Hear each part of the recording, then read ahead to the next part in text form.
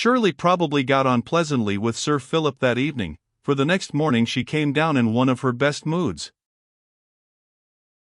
"Who will take a walk with me?" she asked, after breakfast. "Isabella and Gertrude, will you?" So rare was such an invitation from Miss Keeldar to her female cousins that they hesitated before they accepted it. Their mamma, however, signifying acquiescence in the project, they fetched their bonnets, and the trio set out. It did not suit these three young persons to be thrown much together. Miss Keeldar liked the society of few ladies; indeed, she had a cordial pleasure in that of none except Mrs. Pryor and Caroline Helstone. She was civil, kind, attentive even to her cousins, but still she usually had little to say to them. In the sunny mood of this particular morning, she contrived to entertain even the Mrs. Simpson. Without deviating from her wonted rule of discussing with them only ordinary themes, she imparted to these themes an extraordinary interest. The sparkle of her spirit glanced along her phrases. What made her so joyous? All the cause must have been in herself. The day was not bright. It was dim, a pale, waning autumn day. The walks through the Dunwoods were damp, the atmosphere was heavy, the sky overcast, and yet it seemed that in Shirley's heart lived all the light and azure of Italy, as all its fervor laughed in her grey English eye. Some directions necessary to be given to her foreman, John, delayed her behind her cousins as they neared Fieldhead on their return. Perhaps an interval of 20 minutes elapsed between her separation from them and her re-entrance into the house. In the meantime she had spoken to John, and then she had lingered in the lane at the gate. A summons to luncheon called her in. She excused herself from the meal, and went upstairs. "Is not Shirley coming to luncheon?" asked Isabella. She said she was hungry. An hour after, as she did not quit her chamber, one of her cousins went to seek her there. She was found sitting at the foot of the bed, her head resting on her hand. She looked quite pale, very thoughtful, almost sad. "You are not ill?" was the question put. "A little sick," replied Miss Keeldar.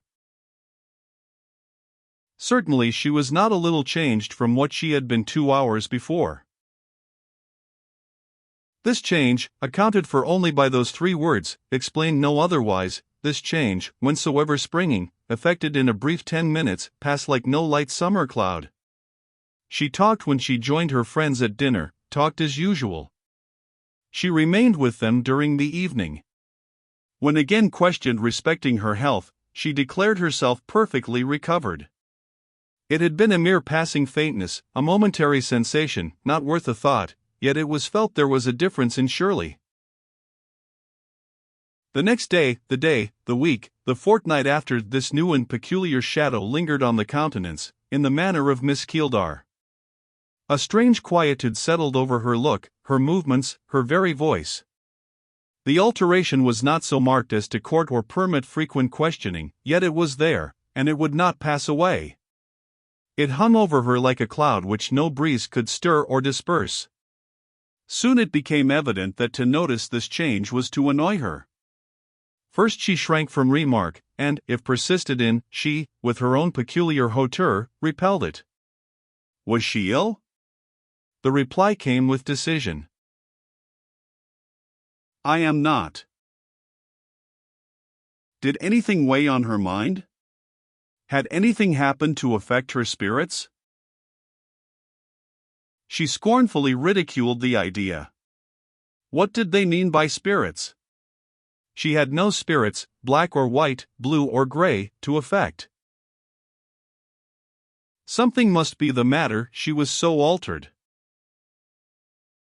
She supposed she had a right to alter at her ease. She knew she was plainer. If it suited her to grow ugly, why need others fret themselves on the subject? There must be a cause for the change. What was it? She peremptorily requested to be let alone. Then she would make every effort to appear quite gay, and she seemed indignant at herself that she could not perfectly succeed. Brief self-spurning epithets burst from her lips when alone. Fool. Coward, she would term herself. Poltroon, she would say, if you must tremble, tremble in secret. Quail where no eye sees you. How dare you, she would ask herself, how dare you show your weakness and betray your imbecile anxieties? Shake them off, rise above them. If you cannot do this, hide them. And to hide them she did her best. She once more became resolutely lively in company. When weary of effort and forced to relax, she sought solitude, not the solitude of her chamber. She refused to mope, shut up between four walls, but that wilder solitude which lies out of doors, and which she could chase, mounted on Zoe, her mare. She took long rides of half a day. Her uncle disapproved, but he dared not remonstrate. It was never pleasant to face Shirley's anger, even when she was healthy and gay, but now that her face showed thin, and her large eye looked hollow, there was something in the darkening of that face and kindling of that eye which touched as well as alarmed. To all comparative strangers who, unconscious of the alterations in her spirits, commented on the alteration in her looks, she had one reply. I am perfectly well, I have not an ailment. And health, indeed, she must have had, to be able to bear the exposure to the weather she now encountered. Wet or fair, calm or storm, she took her daily ride over Stilbro Moor, Tartar keeping up at her side, with his wolf-like gallop, long and untiring. Twice, 3 times, the eyes of gossips, those eyes which are everywhere, in the closet and on the hilltop, noticed that instead of turning on Rush Edge, the top ridge of Stilbro Moor, she rode forwards all the way to the town. Scouts were not wanting to mark her destination there. It was ascertained that she alighted at the door of one Mr. Pearson Hall, a solicitor, related to the vicar of Nunneley. This gentleman and his ancestors had been the agents of the Keeldar family for generations back. Some people affirmed that Miss Keeldar was become involved in business speculations connected with Hollow's Mill, that she had lost money, and was constrained to mortgage her land. Others conjectured that she was going to be married, and that the settlements were preparing. Mr. Moore and Henry Simpson were together in the schoolroom. The tutor was waiting for a lesson which the pupil seemed busy in preparing. Henry, make haste. The afternoon is getting on. Is it, sir? Certainly. Are you nearly ready with that lesson? No. Not nearly ready?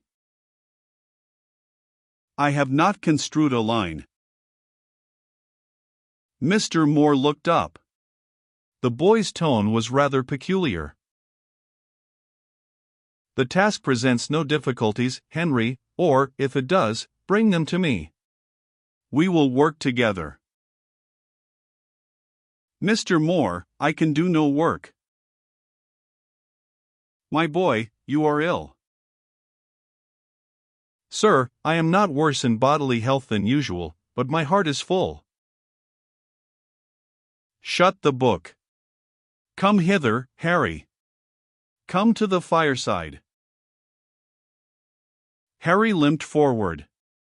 His tutor placed him in a chair, his lips were quivering, his eyes brimming.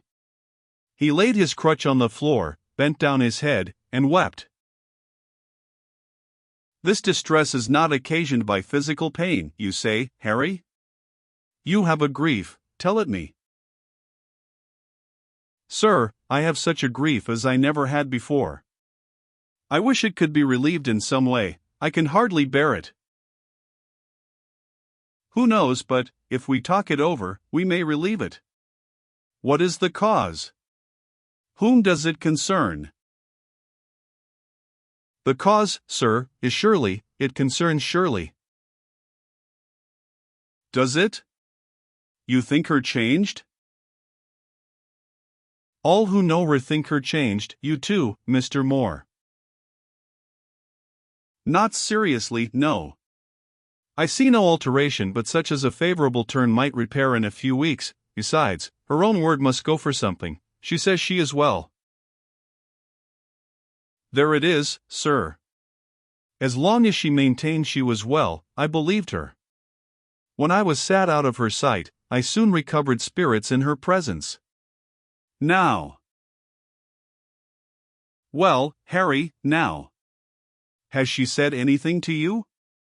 You and she were together in the garden 2 hours this morning. I saw her talking, and you listening. Now, my dear Harry, if Miss Keeldar has said she is ill, and enjoined you to keep her secret, do not obey her. For her life's sake, avow everything. Speak, my boy. She says she is ill. I believe, sir, if she were dying, she would smile, and aver, nothing ails me. What have you learned then? What new circumstance? I have learned that she has just made her will. Made her will? The tutor and pupil were silent. She told you that, asked more, when some minutes had elapsed. She told me quite cheerfully, not as an ominous circumstance, which I felt it to be. She said I was the only person besides her solicitor, Pearson Hall, and Mr. Helstone and Mr. York, who knew anything about it, and to me, she intimated, she wished specially to explain its provisions. Go on, Harry. Because, she said, looking down on me with her beautiful eyes, oh, they are beautiful, Mr. Moore. I love them. I love her. She is my star. Heaven must not claim her. She is lovely in this world, and fitted for this world.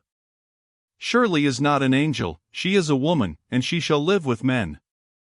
Seraphs shall not have her. Mr. Moore, if one of the sons of God, with wings wide and bright as the sky, blue and sounding as the sea, having seen that she was fair, descended to claim her, his claim should be withstood by me, boy and cripple as I am. Henry Simpson, go on, when I tell you.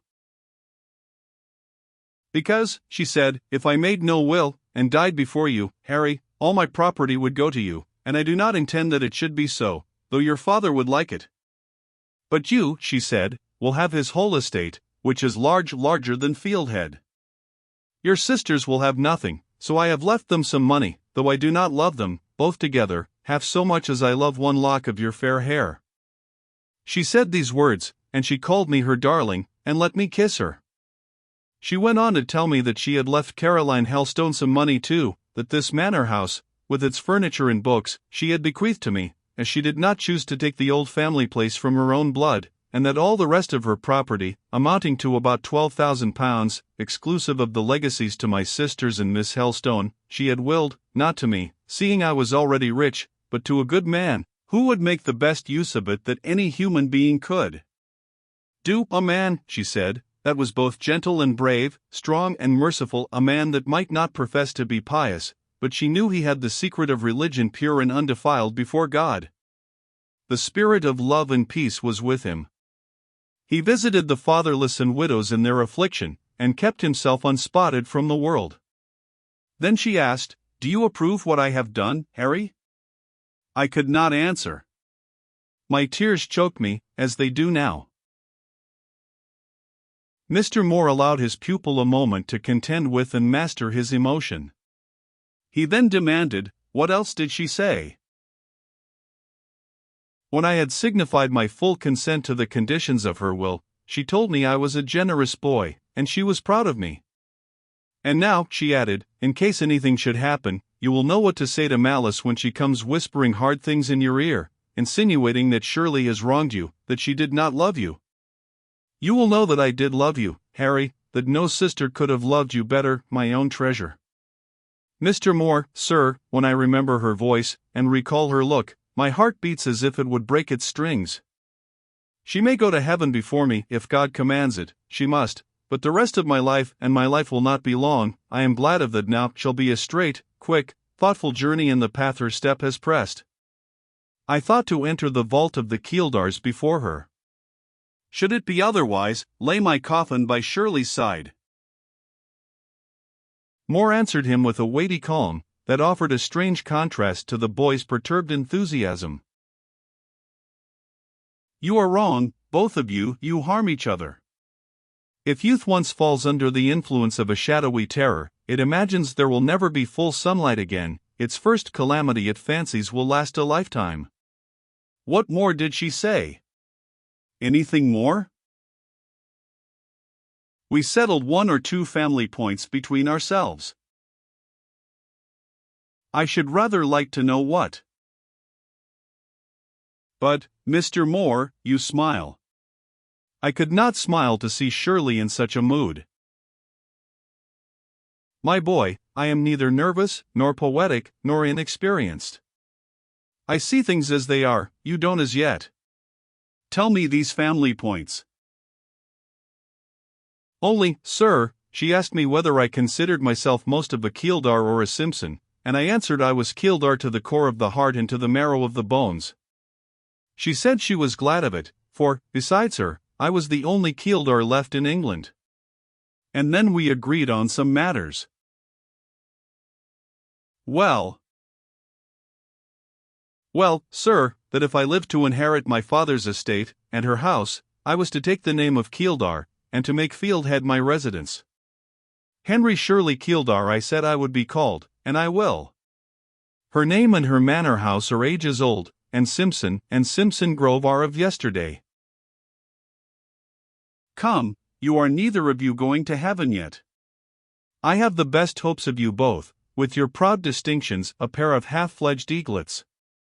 Now, what is your inference from all you have told me? Put it into words. That Shirley thinks she is going to die. She referred to her health? Not once, but I assure you she is wasting. Her hands are grown quite thin, and so is her cheek. Does she ever complain to your mother or sisters? Never. She laughs at them when they question her.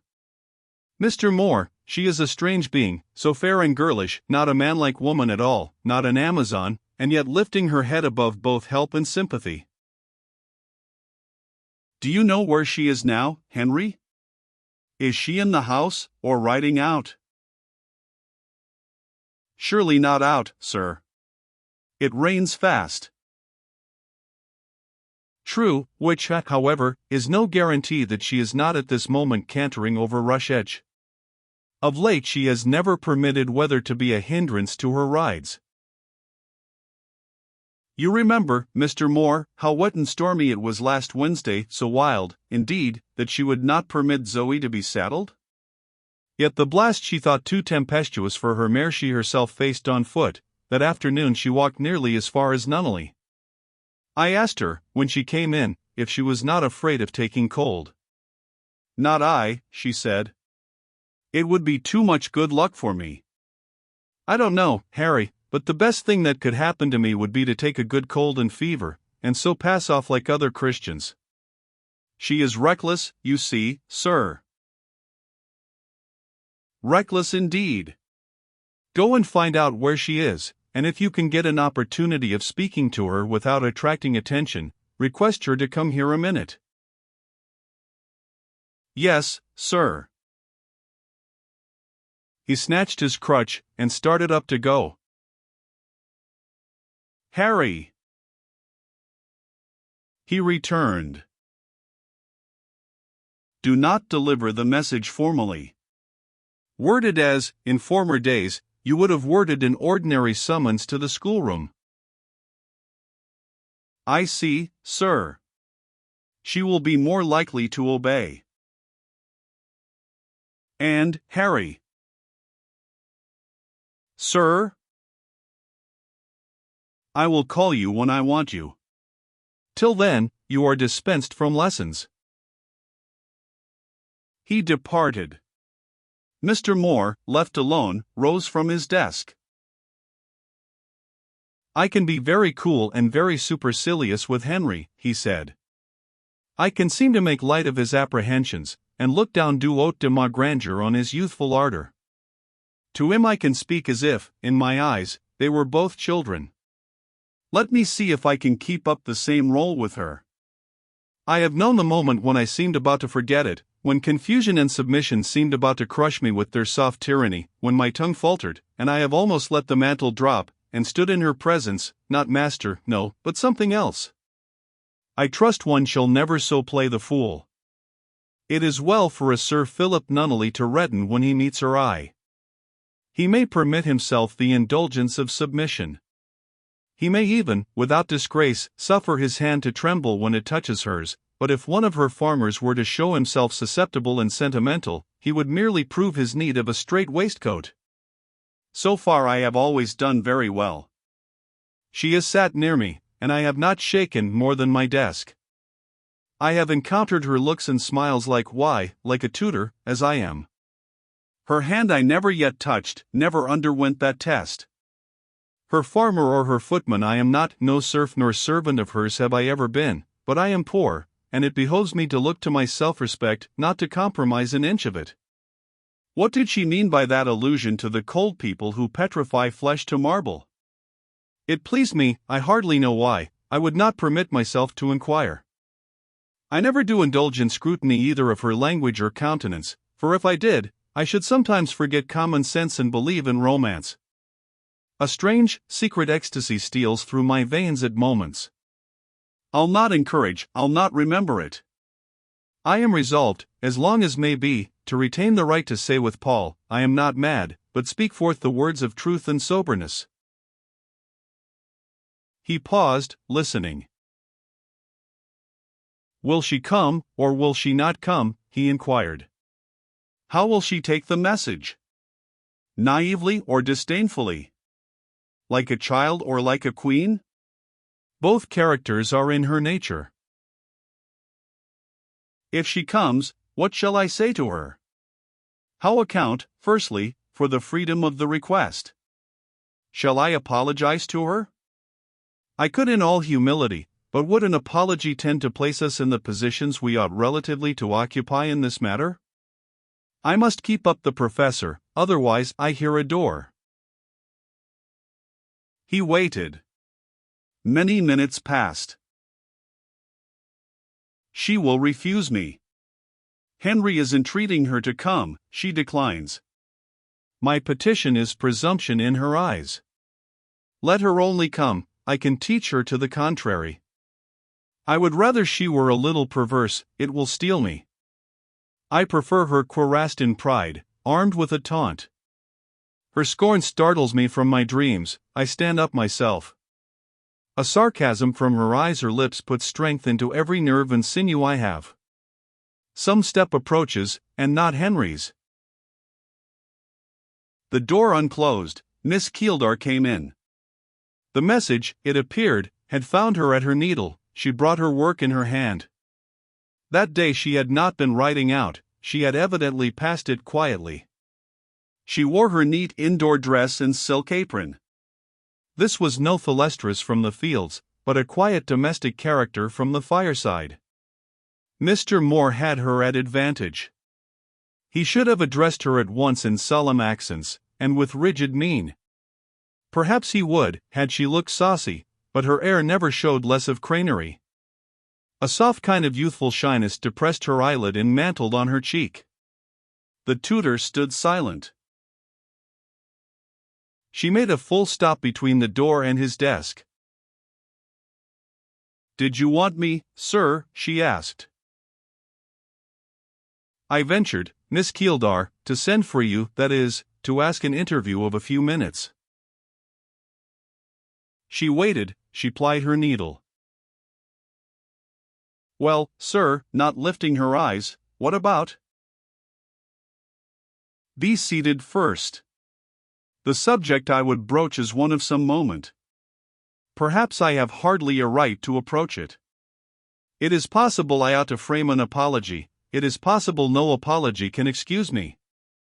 The liberty I have taken arises from a conversation with Henry. The boy is unhappy about your health, all your friends are unhappy on that subject. It is of your health I would speak. I am quite well, she said briefly. yet changed. That matters to none but myself. We all change. Will you sit down? Formerly, Miss Keeldar, I had some influence with you. Have I any now? May I feel that what I am saying is not a counted positive presumption? Let me read some French, Mr. Moore, or I will even take a spell at the Latin grammar, and let us proclaim a truce to all sanitary discussions. No, no. It is time there were discussions. Discuss away, then, but do not choose me for your text. I am a healthy subject. Do you not think it wrong to affirm and reaffirm what is substantially untrue? I say I am well. I have neither cough, pain, nor fever. Is there no equivocation in that assertion? Is it the direct truth? The direct truth. Lewis Moore looked at her earnestly. I can myself, he said, trace no indications of actual disease. But why, then, are you altered? Am I altered? We will try. We will seek a proof. How? I ask, in the first place, do you sleep as you used to? I do not, but it is not because I am ill. Have you the appetite you once had? No, but it is not because I am ill. You remember this little ring fastened to my watch chain? It was my mother's, and is too small to pass the joint of my little finger. You have many a time sportively purloined it. It fitted your forefinger. Try now. She permitted the test. The ring dropped from the wasted little hand. Lewis picked it up, and reattached it to the chain. An uneasy flush colored his brow. Shirley again said, It is not because I am ill. Not only have you lost sleep, appetite, and flesh, proceeded Moore, but your spirits are always at ebb. Besides, there is a nervous alarm in your eye, a nervous disquiet in your manner.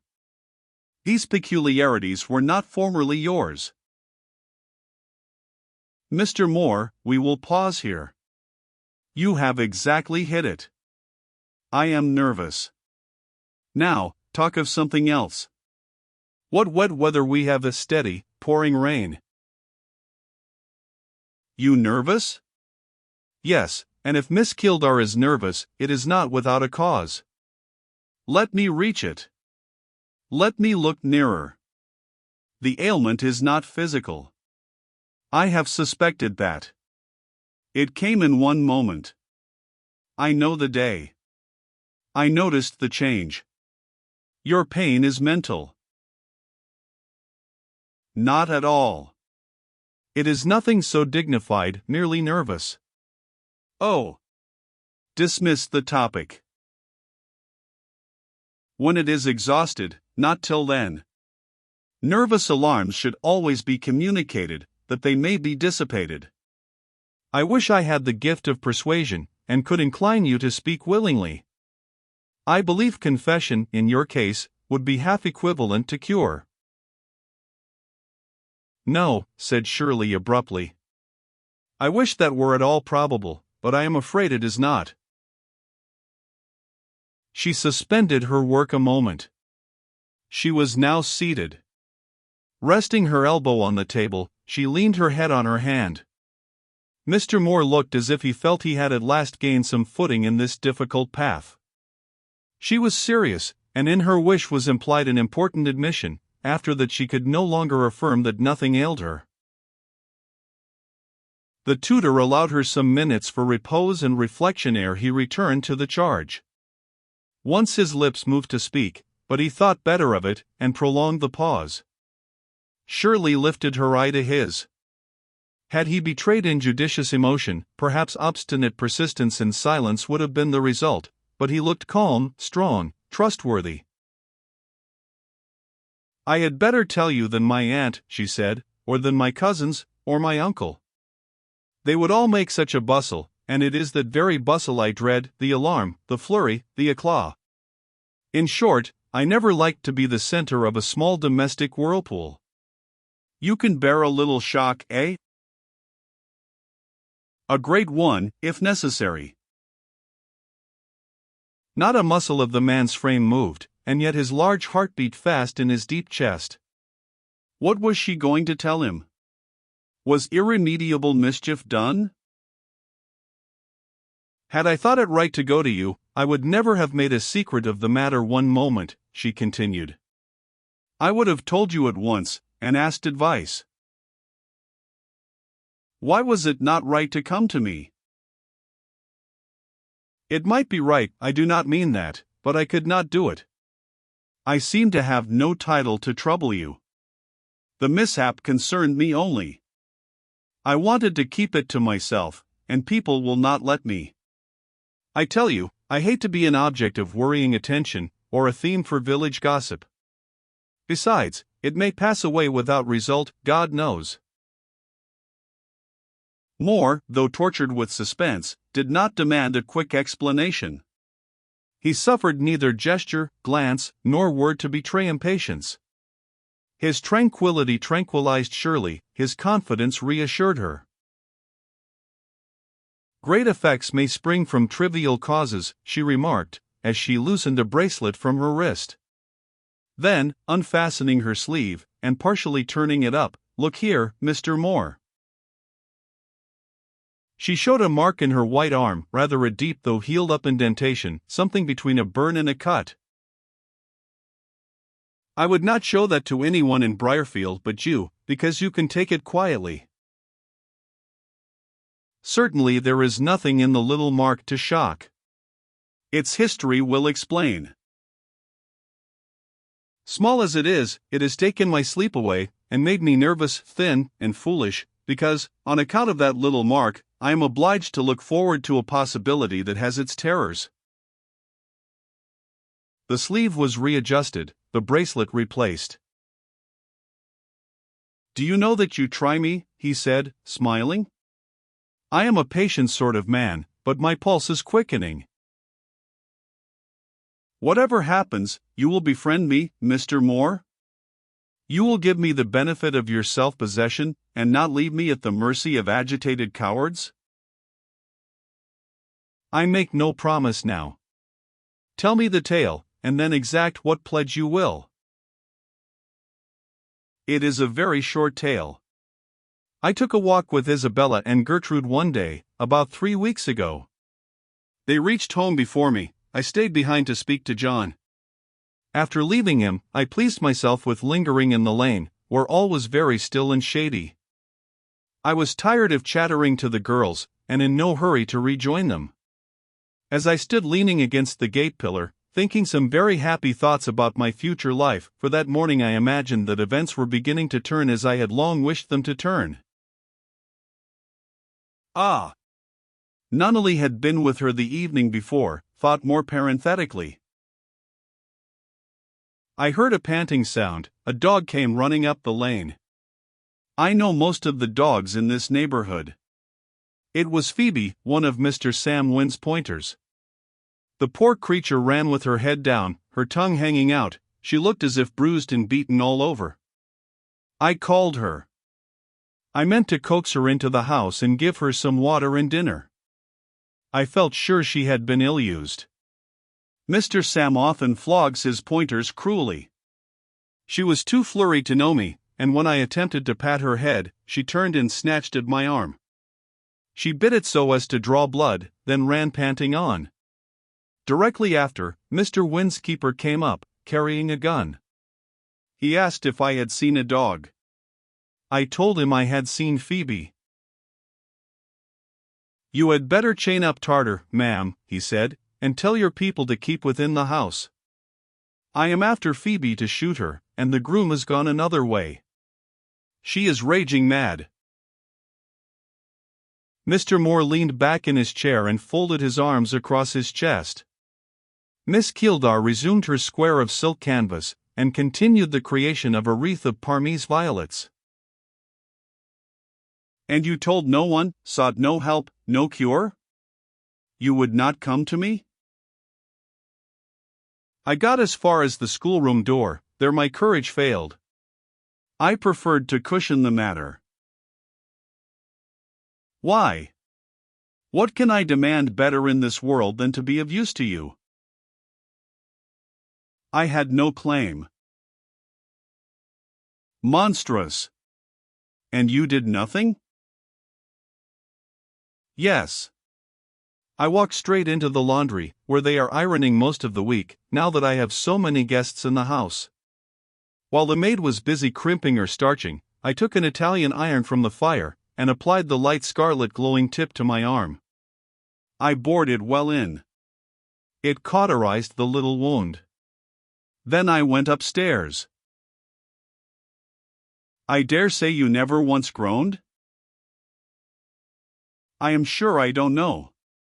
I was very miserable, not firm or tranquil at all, I think. There was no calm in my mind. There was calm in your person. I remember listening the whole time we sat at luncheon, to hear if you moved in the room above. All was quiet. I was sitting at the foot of the bed, wishing Phoebe had not bitten me. And alone. You like solitude. Pardon me. You disdain sympathy. Do I, Mr. Moore? With your powerful mind you must feel independent of help, of advice, of society. So be it, since it pleases you. She smiled. She pursued her embroidery carefully and quickly, but her eyelash twinkled, and then it glittered, and then a drop fell. Mr. Moore leaned forward on his desk, moved his chair, altered his attitude. "If it is not so," he asked, with a peculiar, mellow change in his voice, "how is it, then?" "I don't know." "You do know, but you won't speak. All must be locked up in yourself. Because it is not worth sharing. Because nobody can give the high price you require for your confidence. Nobody is rich enough to purchase it. Nobody has the honor, the intellect, the power you demand in your advisor. There is not a shoulder in England on which you would rest your hand for support, far less a bosom which you would permit to pillow your head. Of course you must live alone. I can live alone, if need be. But the question is not how to live, but how to die alone. That strikes me in a more grisly light. You apprehend the effects of the virus? You anticipate an indefinitely threatening, dreadful doom? She bowed. You are very nervous and womanish. You complimented me 2 minutes since on my powerful mind. You are very womanish. If the whole affair were coolly examined and discussed, I feel assured it would turn out that there is no danger of your dying at all. Amen. I am very willing to live, if it please God. I have felt life sweet. How can it be otherwise than sweet with your endowments and nature? Do you truly expect that you will be seized with hydrophobia, and die raving mad? I expect it, and have feared it. Just now I fear nothing. Nor do I, on your account. I doubt whether the smallest particle of virus mingled with your blood, and if it did, let me assure you that, young, healthy, faultlessly sound as you are, no harm will ensue. For the rest, I shall inquire whether the dog was really mad. I hold she was not mad. Tell nobody that she bit me. Why should I, when I believe the bite innocuous as a cut of this penknife? Make yourself easy. I am easy, though I value your life as much as I do my own chance of happiness in eternity. Look up. Why, Mr. Moore?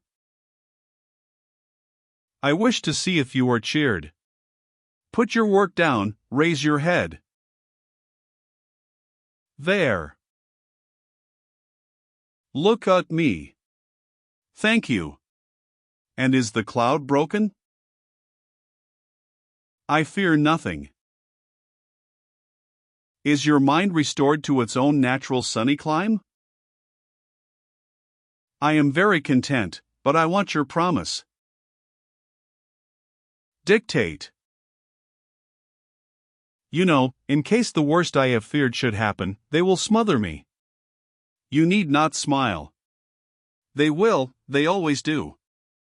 My uncle will be full of horror, weakness, precipitation, and that is the only expedient which will suggest itself to him.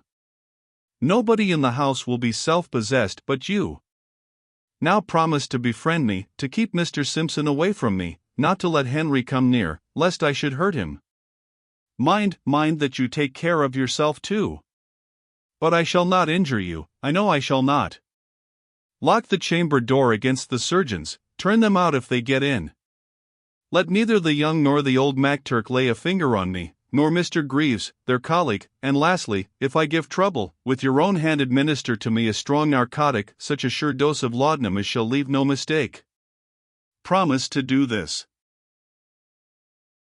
Moore left his desk, and permitted himself the recreation of 1 or 2 turns through the room. Stopping behind Shirley's chair, he bent over her, and said, in a low, emphatic voice, I promise all you ask, without comment, without reservation. If female help is needed, call in my housekeeper, Mrs. Gill. Let her lay me out if I die. She is attached to me.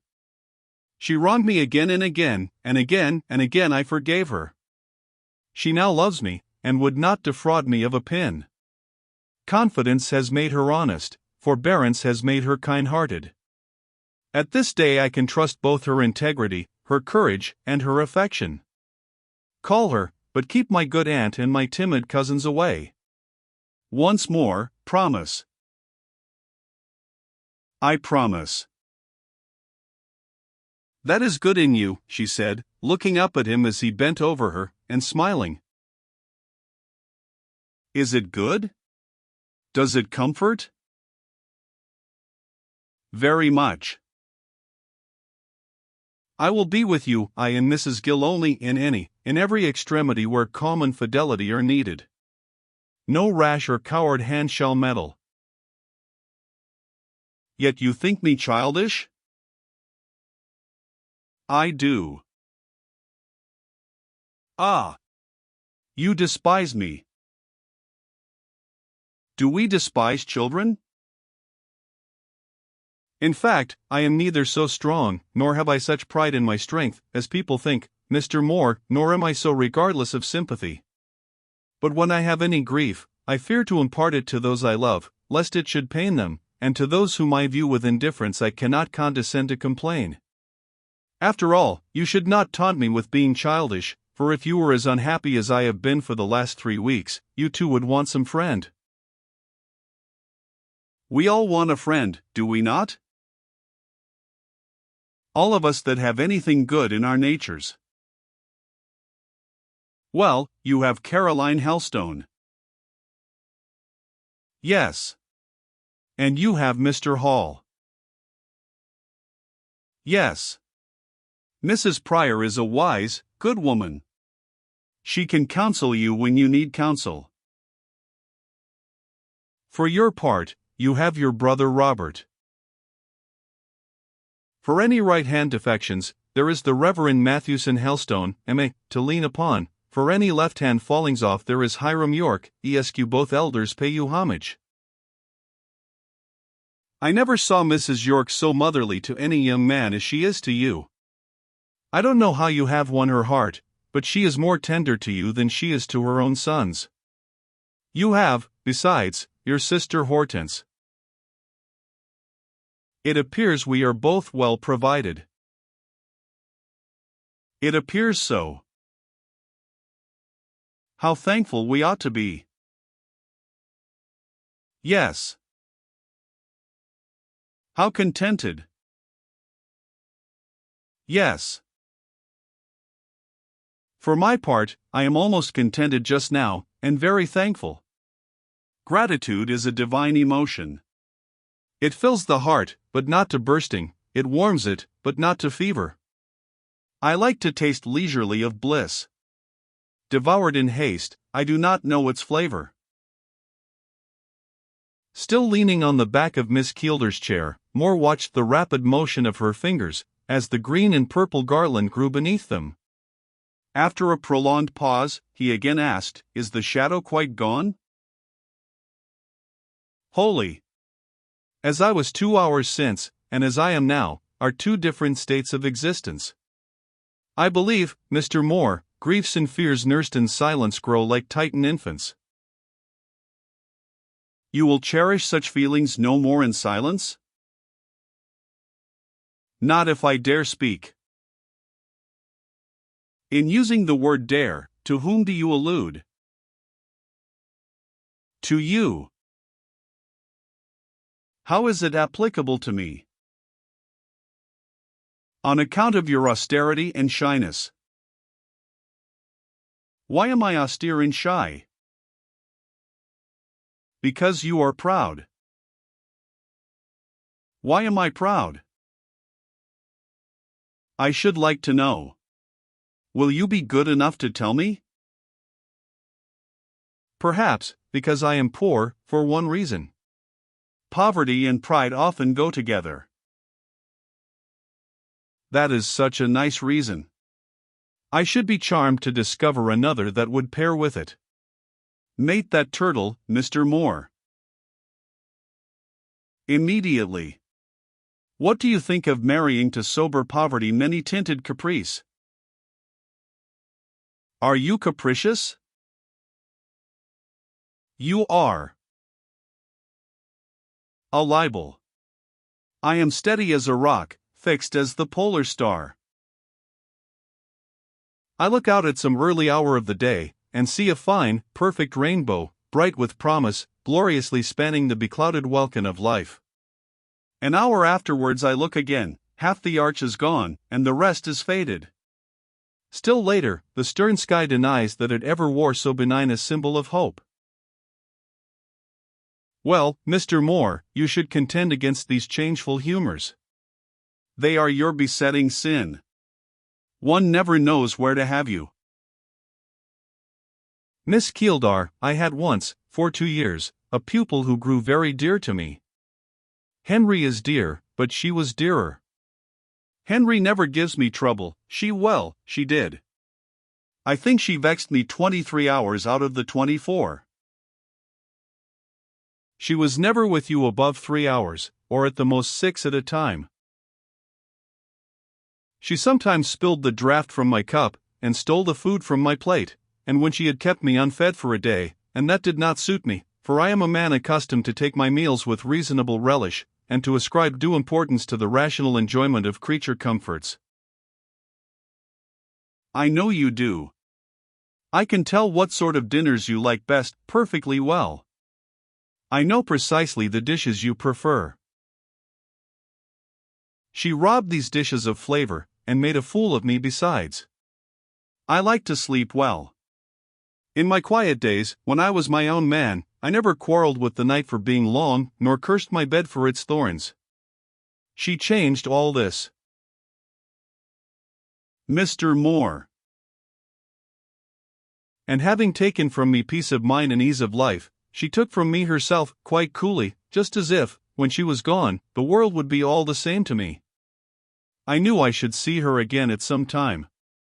At the end of 2 years, it fell out that we encountered again under her own roof, where she was mistress. How do you think she bore herself towards me, Miss Keeldar?